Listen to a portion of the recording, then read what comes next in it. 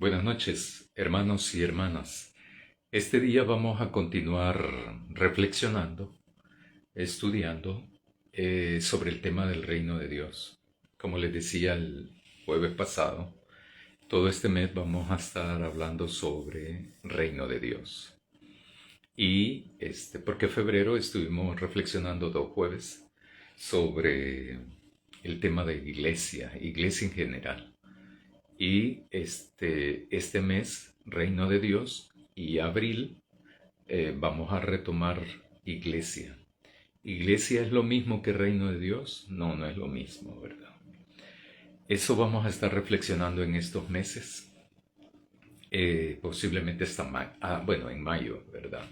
En mayo vamos a interrumpir porque vamos a hacer un paréntesis más o menos de un mes para reflexionar sobre el tema de la familia. No solo el tema de la madre y del padre, sino también de los hijos y de las hijas, y toda esa temática referente a las relaciones familiares entre cónyuges, pero también entre hermanos, hermanas, y cómo se vincula esto, cómo se relaciona, se vincula en las relaciones de familia. Eso lo vamos a ver en el mes que se dedica a la familia, que es parte de mayo, que ahora este año va a iniciar el domingo 10 de mayo con la reflexión sobre la temática del Día de las Madres. Y va a finalizar eh, más o menos como el 21 de junio con la temática del Día del Padre, el 17, y luego sobre una reflexión sobre la familia. Quiero invitarles a que oremos, hermanos y hermanas, primero en silencio y después yo concluyo la oración. Oremos.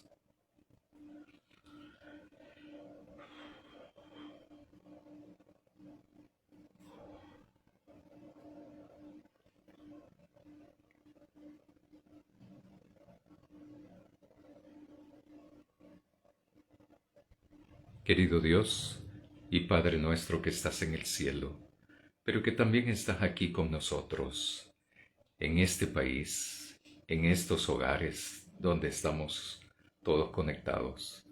Queremos suplicarte que nos bendigas, que nos ayudes y que nos fortalezcas para poder entender tu palabra y para poder responder a ella, así como es tu voluntad. Bendícenos, Señor, y ayúdanos, te lo suplicamos en el nombre de Jesús. Amén. Hoy vamos a estudiar siempre en el capítulo número 12 del Evangelio según Lucas, solo que a partir del 32 al 34. Sin embargo, el jueves pasado estuvimos reflexionando en la sección que está antes de eso. Por eso voy a comenzar ahora leyendo el versículo 31 que dice: Más bien busquen su reino, y estas cosas les serán añadidas. El jueves pasado, ese texto que está previo se refiere cuando Jesús plantea de que los discípulos, los que los oyen en ese momento determinado, en aquel momento histórico determinado, Él está diciéndole a la gente: no se angustien por otras cosas. Hay que perseguir lo que es primero, lo que es lo central, lo medular, lo, lo central, lo que verdaderamente debe de importar. No significa de que Jesús esté diciendo: no, comer no es importante. ¿Cómo no? ¿Cómo no? Es importante. Pero no determina de lo que Él está hablando. No colabora en lo que está Él hablando. Siempre hay que entender que Jesús viene a cumplir su misión que fue encargada por Dios, por su Padre. Entonces, Él cuando estuvo aquí en esta tierra, en este planeta, y cuando vino y se hace ser humano, se encarna en la historia, entonces Jesús lo que hace es cumplir con eso. siempre, repetidamente, siempre, siempre va a decir Jesús, es que yo no vengo a hacer mi voluntad, yo vengo a hacer la voluntad del que me envió. Yo vengo a hacer la voluntad de Dios, yo vengo a hacer la voluntad de mi Padre. Siempre. Eso lo que nos quiere decir es que también nosotros debemos de hacer lo mismo. No hay otra cosa, ¿verdad?, que hacer la voluntad de Dios. No la nuestra, sino la voluntad de Dios. Cuando aquí plantea entonces, hay que buscar el reino de Dios, entonces lo que está diciendo Jesús, es que hay que buscar el reino de Dios. Entonces, cuando Él dice, busquen el reino de Dios y lo demás será añadido, entonces uno le cree a Jesús. Uno le toma la palabra a Jesús y la cree. ¿Qué quiere decir eso? Quiere decir de que todos debemos en la actualidad, en aquella época, pero también ahora, debemos de buscar primero el reino de Dios. ¿Por qué? Porque Jesús lo dice. Y le creo yo a Jesús. Jesús nunca me va a mentir, nunca me va a engañar, nunca me va a manipular. Jesús jamás va a hacer eso. Si Él dice entonces que hay que buscar el reino de Dios y lo demás será añadido, no me queda más remedio que creerle. Y dice, ¿por qué se angustian? ¿Acaso la ropa es más importante que el cuerpo? ¿Acaso el alimento es más importante que la vida? Entonces, pero lo que pasa es que aquí Jesús no está hablando de nuestra vida biológica, corporal, sino que está hablando de nuestra vida permanente, eterna, histórica. De eso está hablando Jesús. Para la vida, para lograr la vida eterna, el alimento no me va a servir para eso. El alimento me va a servir para tener mis funciones biológicas, químicas, físicas, corporales, óseas, esa facultad mental a través de los nutrientes, proteínas, vitaminas, etc. Para eso es la vida. Entonces, el reino de Dios es lo central para Jesús. Aquí hay que entender que ¿quiénes son los que van a vivir en el reino de Dios? El reino de Dios tiene que ver intrínsecamente, radicalmente intrínseco, conectado con la vida eterna que se proclama muchas veces. El reino de Dios es lo que me posibilita a mí y a ustedes formar parte del reino, o sea, vivir eternamente en la presencia de Dios. El reino de Dios es donde vamos a vivir si creemos en Jesús. Si creemos en Jesús, nos vamos a convertir. ¿Quiénes son los que van a formar parte del reino de Dios? Dije el jueves pasado, es el pueblo de Dios. El pueblo de Dios es todos aquellos hombres y mujeres de diferentes edades que establecieron un compromiso con Jesús y que, por lo tanto, establecieron esa comunión a través de Jesús con Dios. Entonces, más bien, busquen su reino y estas cosas les serán añadidas. No está diciendo Jesús de que el alimento no importa, no está diciendo eso. No está diciendo que la ropa no importa, pero ¿qué ponerme? No me ayuda para la vida eterna, no me ayuda para vivir en el reino de Dios.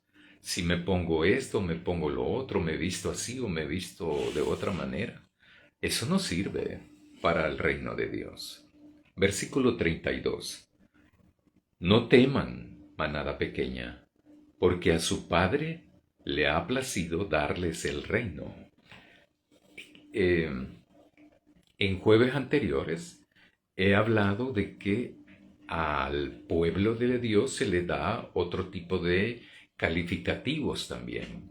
No solamente pueblo de Dios, sino que también manada pequeña, como aquí en este versículo. En el Antiguo Testamento también se le decía remanente fiel. ¿Por qué se utiliza ese término de calificativos que caracterizan de una manera determinada a esta gente que es creyente en Jesús? Porque no son multitudes inmensas, en el sentido de que, de la mayoría de un lugar determinado, de una población determinada. Eh, Sin embargo, cuando se juntan de todo el mundo los que van a ser constituidos por Dios como su pueblo, entonces sí se constituyen una gran cantidad y cuando son históricamente contados también, desde la fundación del mundo, desde la creación del mundo. Siempre voy a hacer referencia a Apocalipsis, porque en Apocalipsis aparece de que hay toda una multitud, pero tiene que ver con los siglos y siglos de historia humana, en donde han existido en diferentes pueblos o naciones o regiones también, personas que sí son fieles a Dios.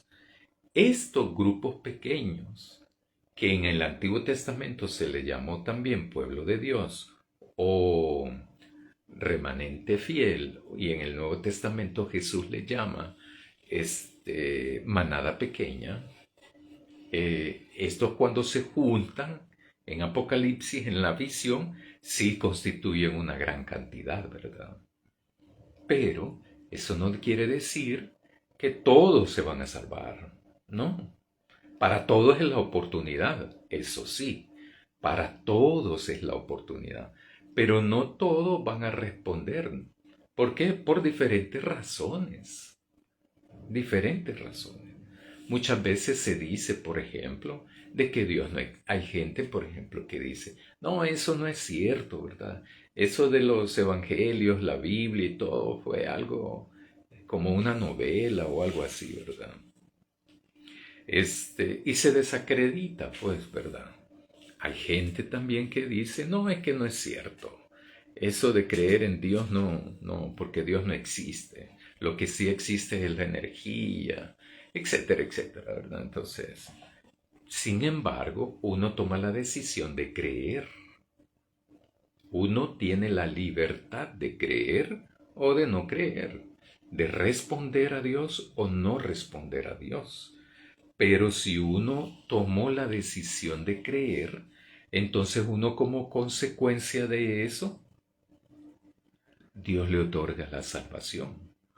O sea, le otorga el privilegio de de formar parte de su pueblo, o sea, del pueblo de Dios, o sea, del remanente fiel, o de lo que Jesús aparece aquí en el versículo 32, manada pequeña.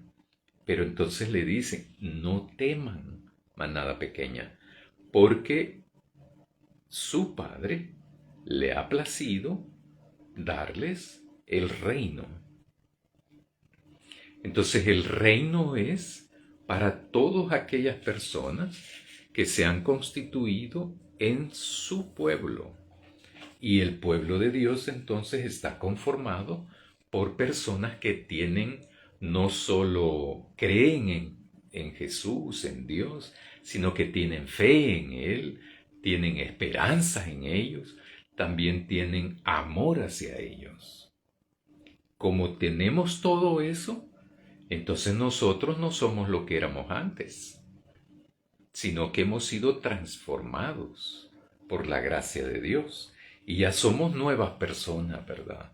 Nuevas personas con valores, que son valores no de la sociedad, no, no, no, sino que son valores del reino de Dios. Entonces, uno de los valores es que yo le debo de otorgar a lo relativo su lugar y en lo absoluto su lugar. El reino de Dios, optar por el reino de Dios, debiese ser toda decisión de todo creyente. Porque al creer en Jesús implicará que yo busque el reino de Dios. No busque más, no busque otra cosa, porque aquí está. Y Jesús lo plantea de esa manera. ¿Qué voy a andar buscando? ¿Qué otra cosa voy a buscar? Si Jesús dice que hay que buscar el reino de Dios y lo demás se va a añadir paulatinamente, entonces yo le creo, pues. ¿Quiere decir entonces que no debemos de trabajar en lo secular? No está diciendo eso, ¿verdad? Jesús no está diciendo eso. Entonces Jesús dice en el versículo 33, vendan sus bienes y den ofrendas de misericordia. Háganse bolsas que no se envejecen, un tesoro inagotable en los cielos, donde no se acerca el ladrón, ni la polilla destruye. Porque donde esté el tesoro de ustedes, allí también estará su corazón. Donde esté el corazón de ustedes, donde esté el tesoro de ustedes, ahí estará su corazón. En esa época se creía firmemente que del corazón salía una serie de características, ¿verdad? Como por ejemplo los sentimientos. Muchas veces se creía de que también podían salir no solo las emociones, sino también los pensamientos. El corazón es el centro de la vida. Muchas veces en el cerebro se puede paralizar sus funciones y seguir viviendo, ¿verdad? Es cuando dicen que uno está también como vegetal, o cuando lo mantienen con máquinas, con respirador artificial, ¿verdad? En esa época el corazón era el centro. Donde está el corazón, está el tesoro. O sea, lo que tiene valor. Lo que dice Jesús ahí es que las personas, o sea, su pueblo, la manada pequeña, no es la inmensa manada, ¿verdad? O la manada numerosa tampoco, ¿no? Es pequeño, ¿verdad? La manada pequeña entonces debe poner su interés y lo plantea ahí en el versículo donde dice, háganse bolsas que no envejecen, un tesoro inagotable en los cielos, donde no se acerca el ladrón, ni la polilla destruye. En el cielo es en el lugar de donde está Dios, o sea, el reino de Dios. Entonces, ¿dónde debe de tener la gente su tesoro?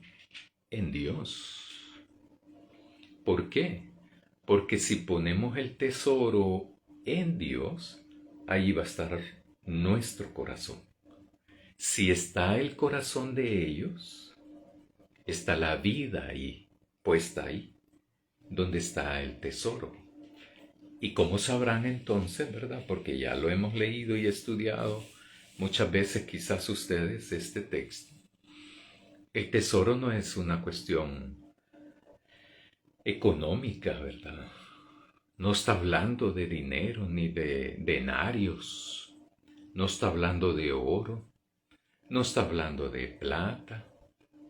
No está hablando, por ejemplo, que en el reino de Dios vamos a estar abundando con oro y plata y piedras preciosas, ¿verdad? Esa mentalidad monetaria deberíamos de transformarla, ¿verdad?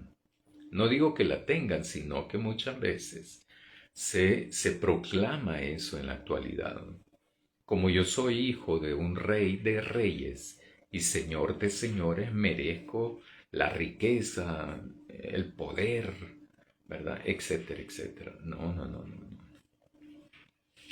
Y Dios no es el creador de la riqueza tampoco, ¿verdad? Eso no, no. Entonces, el reino de Dios habla de otro tesoro. Jesús está hablando de otro tesoro aquí. Y ese tesoro está ubicado en el reino de Dios. El reino de Dios, entonces, dice él, háganse alforjas, pues.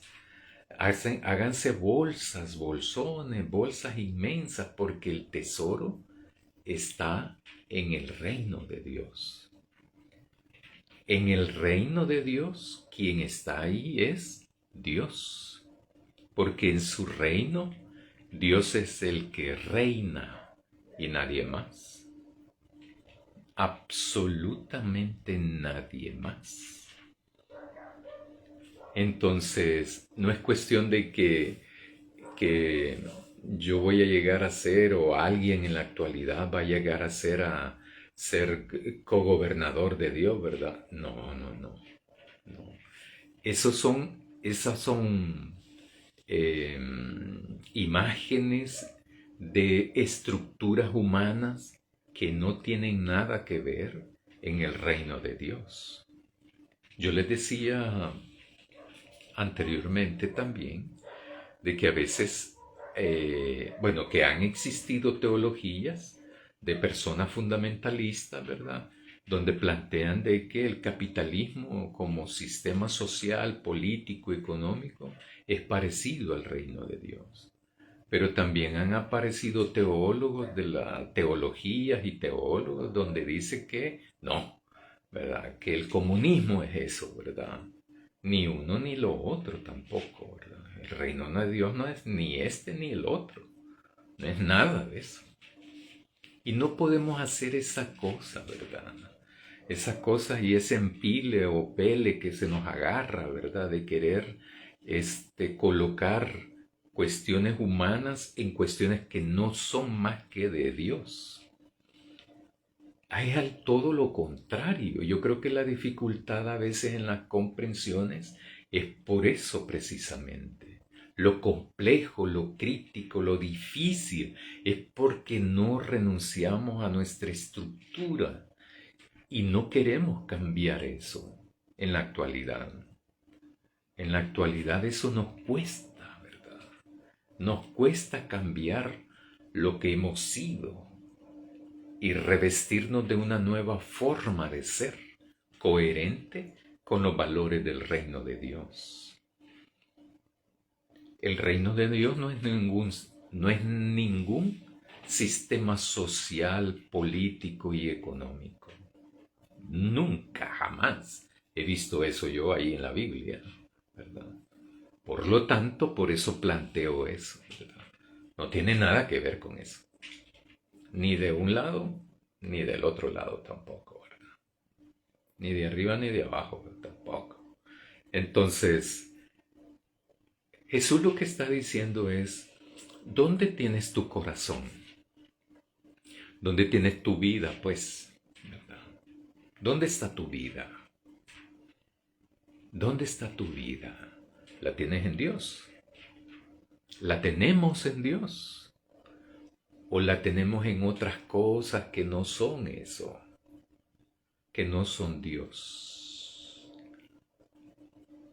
Podemos renunciar a Dios. Bueno, por ejemplo, actualmente uno puede preguntarse, ¿puedo renunciar a Dios pero no renunciar a otra cosa? Si hacemos eso es porque la otra cosa a la que no podemos renunciar, ahí está nuestra vida.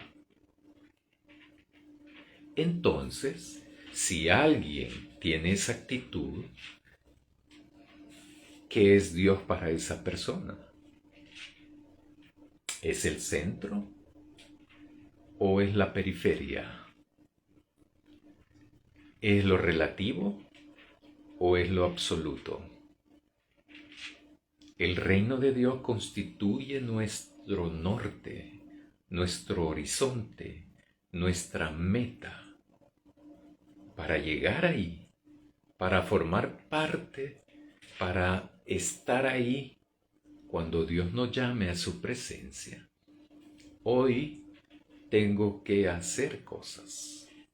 Por ejemplo, lo que tengo que hacer es buscar el reino de Dios. Luego, lo que tengo que hacer es entonces, si busco el reino de Dios, no debo de temer, porque Jesús está planteando eso. No teman, le dice Jesús a los discípulos, ¿verdad? No tengan miedo de haber tomado esa decisión de buscar el reino de Dios. No tengan miedo de lo que les dije, ¿verdad? O sea, Jesús, de lo que les dije, busquen el reino de Dios y las demás cosas se van a añadir en el tiempo, en el proceso, en la vida.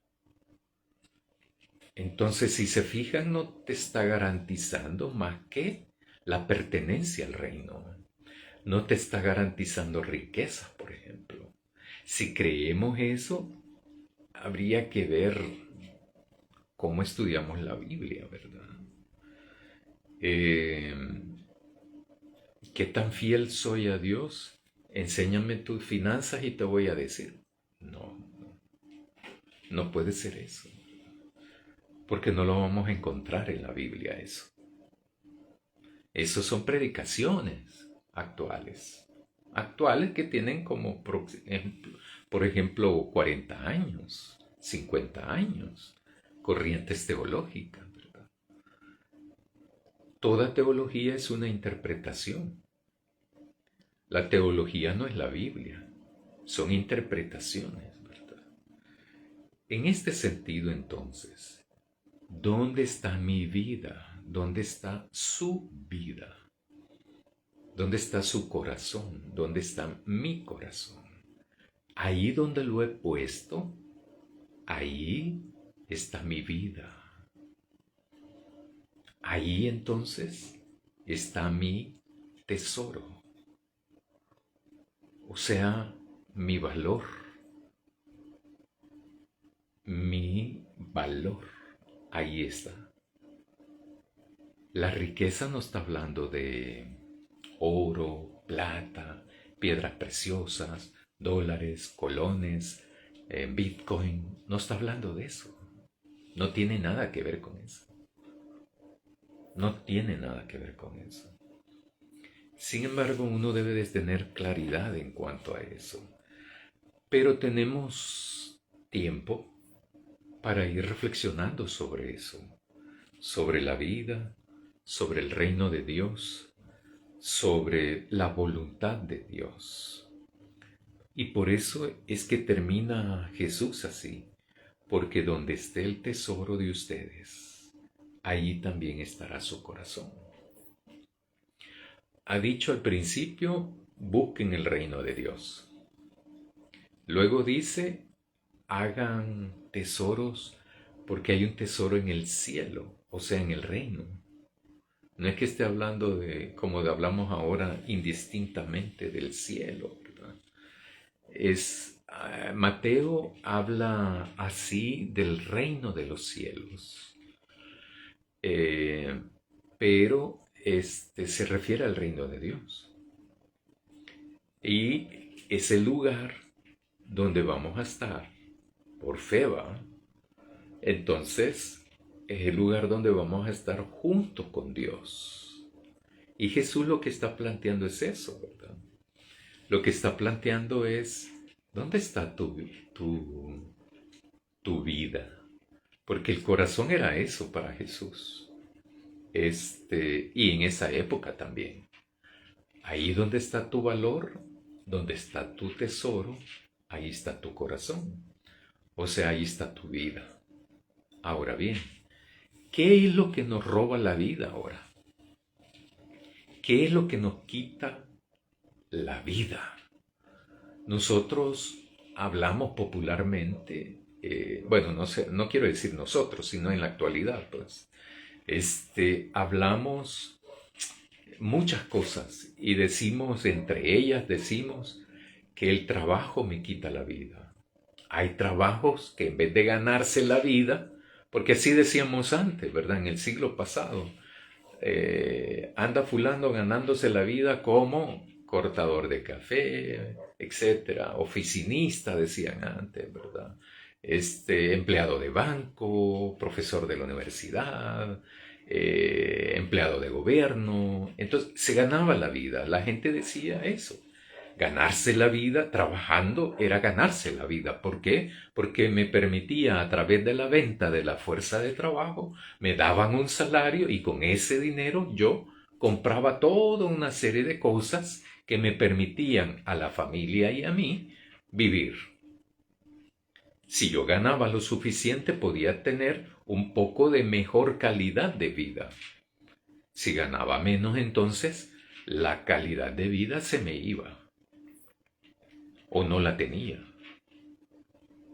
Hace poco estuve viendo de una manera muy popular cómo puede uno saber si uno está en la extrema pobreza o solamente es pobre o en la clase media o en la clase alta, ¿verdad? Por ejemplo, decían de que si yo no puedo con mi salario comprar el valor de una canasta básica, entonces si yo no puedo hacer eso, entonces es porque esa persona está viviendo en la extrema pobreza. Si yo puedo comprar la canasta básica, yo estoy en una pobreza relativa. Y así sucesivamente. Ahora bien, ¿qué es lo que nos quita la vida en la actualidad? Hay gente, hay personas que dicen que a veces hay hijos o hijas que le quitan la vida a sus padres. O sea, lo que quieren decir con eso esas personas es que los están llenando de preocupaciones, que los hijos se meten en ciertas cosas, que, o si no, también dicen que los cónyuges le quitan la vida. O sea, lo, le, le quitan su tranquilidad, su paz, le quitan, le roban, le extraen, pues le succionan, le quitan la tranquilidad y la paz por las preocupaciones, por los conflictos. Este, a veces hay familiares que hacen eso, provocar, generar discordia, división, pleitos, y obviamente eso le quita la vida a uno, ¿verdad? O le quita la vida a esas personas. A veces los conflictos entre vecinos quitan ese tipo de paz y tranquilidad. Pero estoy hablando de calidad de vida. A veces también hay personas que experimentan dificultades no solo dentro de la familia, sino también en el vecindario, o también quitan la vida, por ejemplo. Bueno, estaba diciendo de los cónyuges, por ejemplo. Si un cónyuge se mete en una relación extramatrimonial, obviamente, ¿verdad? Está rompiendo toda una armonía y quita la paz, quita la vida eso. Ya no es vida lo que lleva a una persona. No es vida también lo que sufre eso, la infidelidad. No el que provoca la infidelidad, sino que para el que sufre de los cónyuges. Hombres y mujeres son ahora, ¿verdad? Pero también hay situaciones económicas que nos quitan la vida. Eh, Hay situaciones económicas que nos impiden tener una vida con dignidad. O sea, nos quitan la vida. Quitarnos la vida no es algo de Dios. Lo que nos quita la vida es el antirreino de Dios. Todas aquellas cosas que se hacen generalmente para bien, para construir, para edificar o para destruir, siempre se piensa primero algo y después se ejecuta. Entonces, cuando estamos viviendo situaciones como esa, entonces se nos quita la vida. Esos son valores del antirreino de Dios. Entonces, el tener esos pensamientos Y esas actitudes, esos comportamientos son caracterizados por el antirreino porque le destruyen la vida a otras personas. Eso no es de Dios. Eso no es del reino de Dios.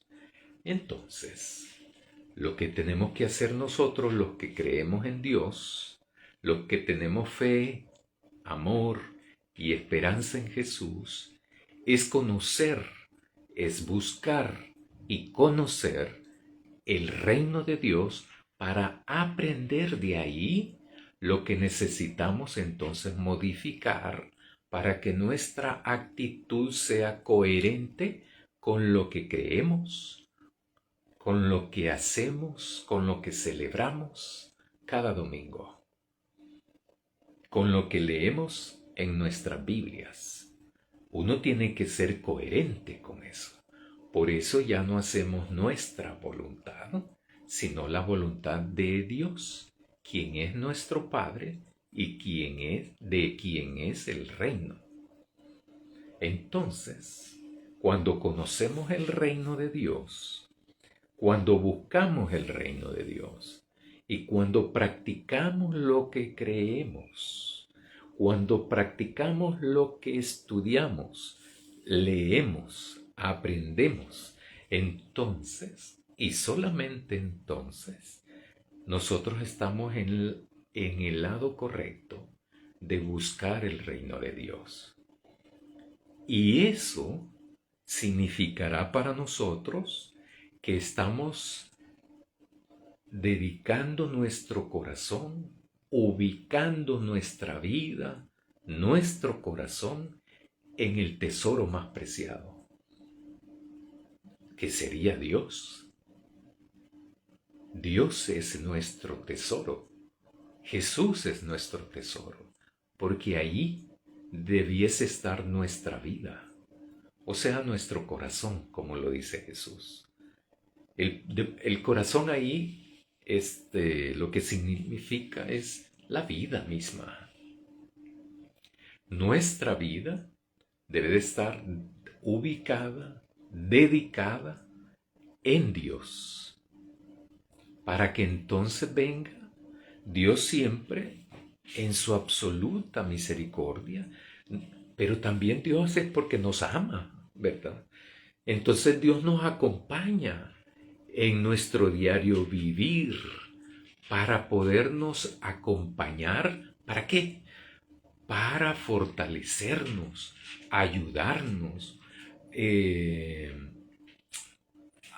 apalancarnos para que podamos afrontar nuestra existencia en este mundo y poder entonces responder y hacer su voluntad.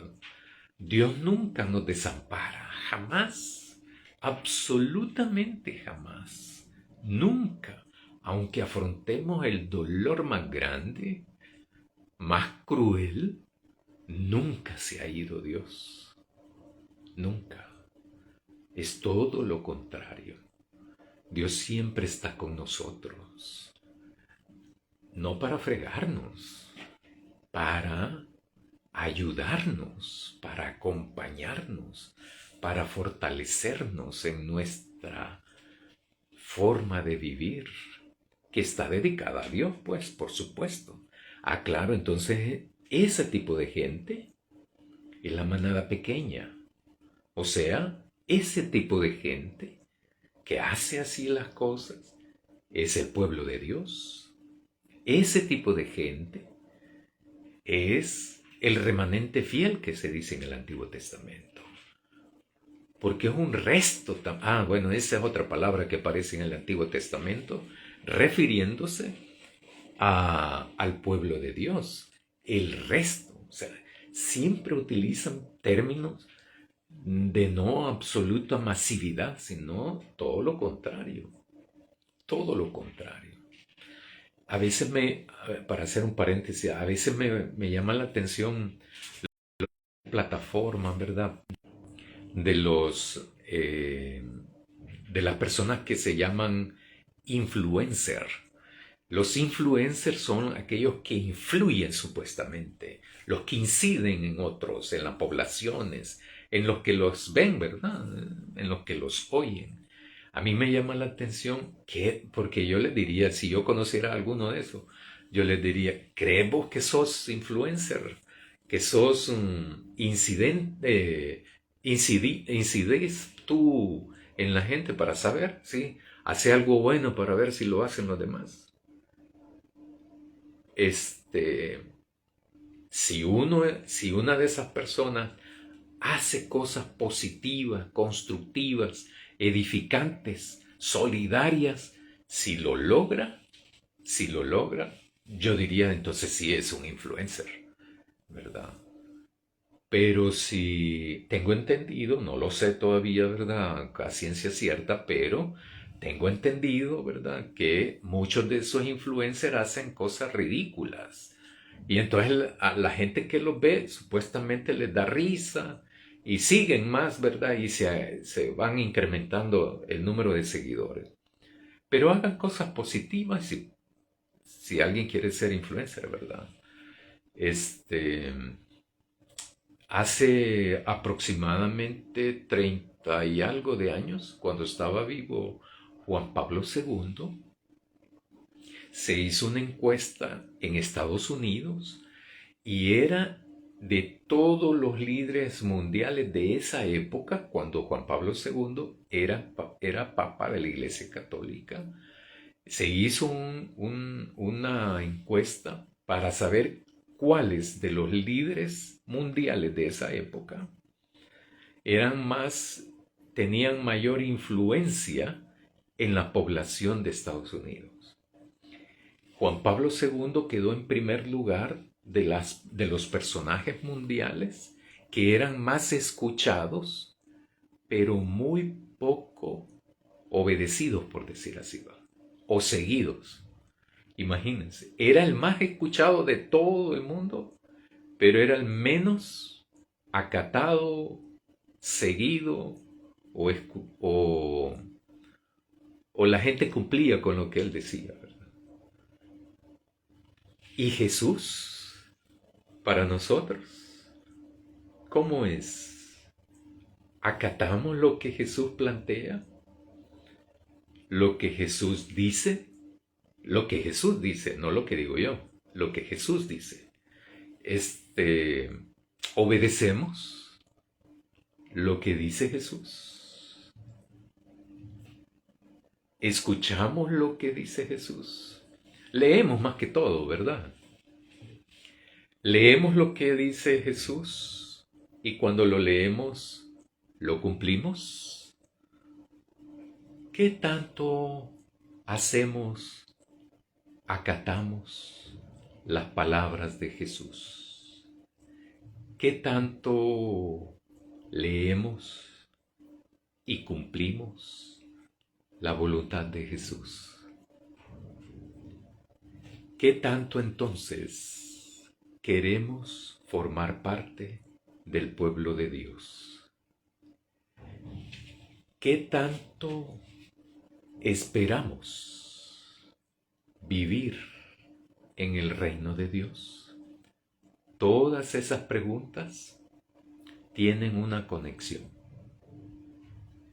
Que si algo negativo respondemos en una, algo negativo también tendrá como consecuencia. Pero si respondemos positivamente a una o a dos preguntas de esas, las primeras dos, tiene un efecto positivo en las siguientes dos preguntas. Entonces, ¿cuál es la respuesta que ustedes le darán según su vida, según su experiencia, según su anhelo y según sus expectativas y su esperanza? Que Dios nos ayude, hermanos y hermanas, a buscar primero el reino de Dios. Oremos, hermanos. Querido Dios, queremos agradecerte la oportunidad de celebrar tu presencia, pero también queremos agradecerte la oportunidad de formar parte de tu pueblo, de la manada pequeña, del remanente fiel, del resto. Te agradecemos porque siempre nos invitas a formar parte, porque solamente tu pueblo va a ser dichoso de vivir en tu reino. Gracias, Padre. Bendícenos y ayúdanos para hacerlo. En el nombre de Jesús. Amén. Buenas noches, hermanos y hermanas.